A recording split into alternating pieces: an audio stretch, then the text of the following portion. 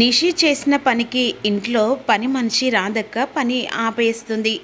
ఈలోపు జగదాత్రి పక్క ప్లాన్తో రాధక్క చేసిన బాగోతానికి ఇంట్లో వాళ్ళందరూ నిషి మీద కోపంగా ఉంటారు. పని చేయడానికి ఏ పని మనిషిని రానివ్వకుండా రాధక్క చేస్తుందన్నమాట.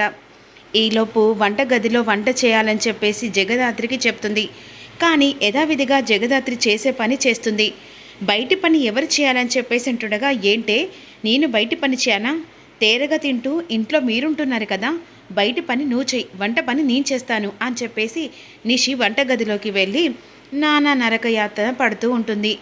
ఆ ఉడుకుట్లను ఈ చెమటలు కార్చుకుంటూ ఆ పొయ్యి దగ్గర ఉండడం, అమ్మో నా వల్ల కాదు యువరాజ్, కావాలంటే నేను ఆర్డర్ తెప్పించుకొని తింటాను, కానీ ఆ వంటగదిలోకి వెళ్ళి అలా పని మనుషుల వంట చేయడం, అమ్మో ఆ జగదాత్రి ఎలా చేస్తుందో నాకు తెలియదు, కానీ నేను మాత్రం ఎట్టి పరిస్థితిలో ఆ వంటగది వైపే వెళ్ళను.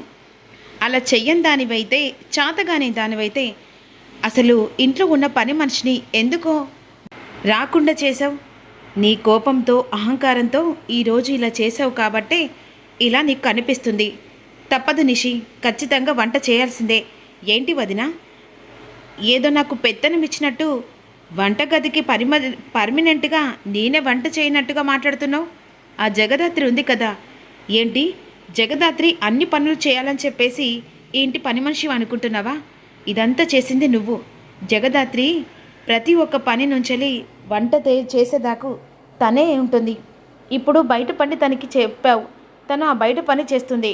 ఆ బయట పని కాకుండా ఇంట్లో పని కూడా వంటగది తనే చూసుకుంటుందా? ఏంటి వదిన దానికి వత్తోసుగా పలుకుతున్నావు? అయినా అది ఇంట్లో తేరగా తింటుంది కదా, ఆ మాత్రం వంట చేయలేదా? నోటికి కాస్త లిమిట్ ఉండాలి నిషి. లేచిందంతా చేసి ఇప్పుడు పని వాళ్ళ కోసమని ఎవరికి చెప్పినా కూడా అందరికీ, పని వాళ్ళందరికీ ఇక్కడికి రానివ్వకుండా చేసింది రాధక్క. కాస్త డబ్బు ఇచ్చేది ఉంటే ఇదంతా జరిగేదా?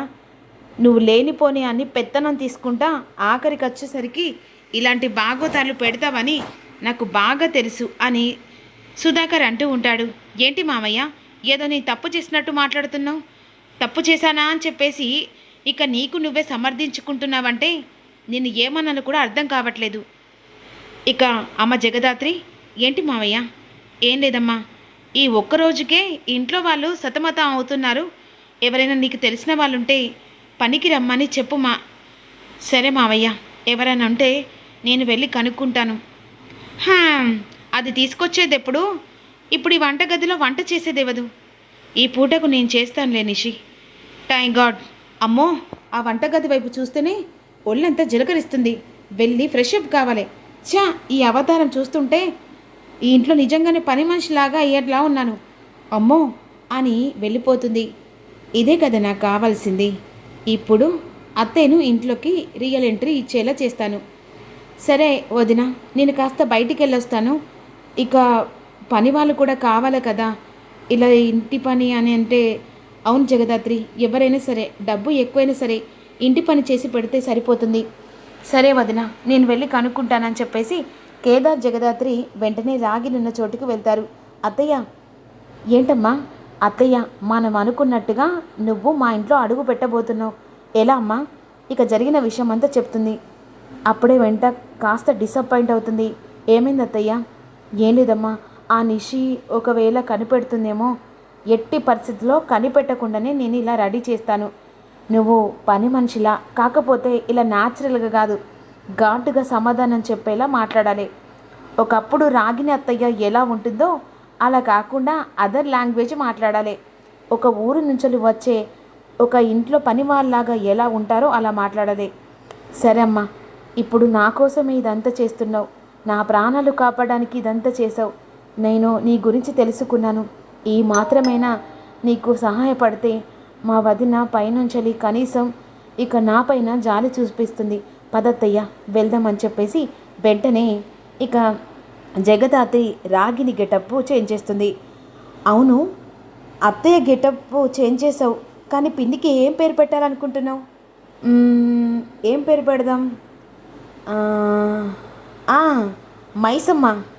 ఆ పేరు బాగుంటుందా? మోటుగానే ఉండాలి. ఎందుకంటే నిషి ఆవలితే పేగు లేక పెడుతుంది. అది ఆ నిషికి తెలియకుండా ఉండాలంటే ఈ పేరు ఖచ్చితంగా ఉండాల్సిందే. సరే పద పిన్ని అని చెప్పేసి వెంటనే ఆ గెటప్తో తీసుకొని వెళ్తూ ఉంటారు. ఇక ఈలోపు నిషి వైజయంతి అందరూ హాల్లో కూర్చుంటారు. వదిన వదిన అని చెప్పేసి జగదాత్రి పిలుచుకుంటూ హాల్లోకి వస్తుంది. ఏంటి జగదాత్రి? ఏం లేదు వదిన, పని వాళ్ళు దొరకడం చాలా కష్టమవుతుంది ఆ రాధక్క చేసిన పనికి. కానీ ఎలాగోలా తంటాలు పడి ఇదిగో ఊరు నుంచి వచ్చిందట, తనని తీసుకొచ్చాం.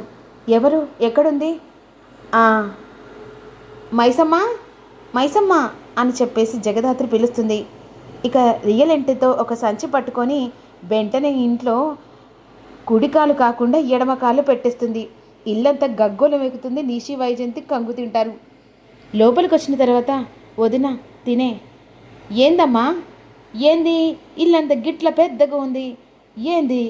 గింద మందే ఇంట్లో పెద్దగా అమ్ముంటారా ఏంది అని మైసమ్మ మాట్లాడుతూ ఉంటుంది. అవును మైసమ్మ, తను మా వదిన, తను మా చెల్లెలు అత్తయ్య, తను మా మామయ్య. ఓ గిది పెద్ద ఫ్యామిలీ అన్నమాట. గౌను గామెంది గంత కోపంగా గట్ల బీక్కున సూత్తా ఉండది. ఓ తను కాస్త ముక్కు మీద కోపం. గదంతా నాకు నడవది. నేను గివంతా చేస్తా, గా బోళ్ళు తోముతా, గా బయట టక్క టక్క టక్క అని వాకిలు వస్తూ ఉంటా. కానీ గిట్ల కోపంగా ఉంటే మరి మనకు నడవది. అబ్బో ఏంటి పని చేసేదానివి పనిలాగా మాట్లాడు, కానీ ఎక్కువ మాట్లాడుతున్నావు. అగో గామెంది గట్ట మాట్లాడుతుంది. ఏందో వాయిస్ రేసి పేస్తూ ఉండదు. ఏందమ్మో నీకెన్నోరుందా? ఈడేమనుకుంటున్నావు? మైసమ్మను నన్ను టచ్ చేయాలంటే మళ్ళీ జన్మ ఎత్తానా ఏంది? ఏంటి ఎక్కువ చేస్తున్నావు? నిషి, నువ్వు చేసిన రాజకార్యం చాలు. వచ్చే పని ఆమెను కూడా రానివ్వకుండా చేశావు. ఇప్పుడు వచ్చిన ఆమెను కూడా చేయకుండాంటే నీతోనే చేపిస్తాను. మైసమ్మ ఏందమ్మా? ఏం లేదు, తన మాటలు పట్టించుకోకు.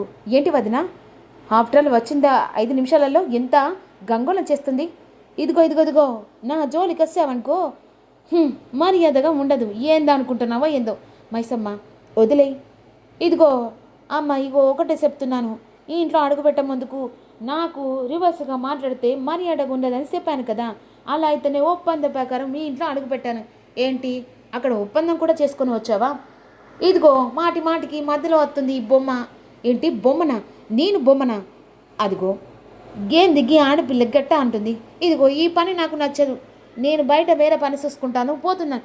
అమ్మమ్మమ్మ నీకు దండం పెడతాను, ఒక్క నిమిషం అని చెప్పేసి వైజయంతి చేయి పట్టుకుంటుంది. గేందమ్మా చేయి వదులు. అసలు నా చేయి పట్టుకున్నాను, నీ చేతులు మొరటగా ఉన్నాయి. సరే సరే, ఏదో మా కోడలి నోటు దూద, కానీ రామ్మ పని చేయడానికి లోపలికి రా. ఇదిగో నీ మాట ఏందో పొడి పొడిగా ఉన్నా కూడా బతిమిలాడుతుండావు కదా. సరే అమ్మ కౌశికమ్మ, నిన్ను చూస్తూ ఉంటే చాలా మంచిదానిలా ఉన్నావు. ఇక నీ కోసమైనా ఈ జగదాత్రి అమ్మ కోసమైనా పని చేస్తా. వీళ్ళ మొక్కలు చూస్తే పంట మొక్కల్లా ఉన్నాయి. వీళ్ళ కోసం ఎట్టి పరిస్థితిలో పని చేయను. సరే సరే మైసమ్మ.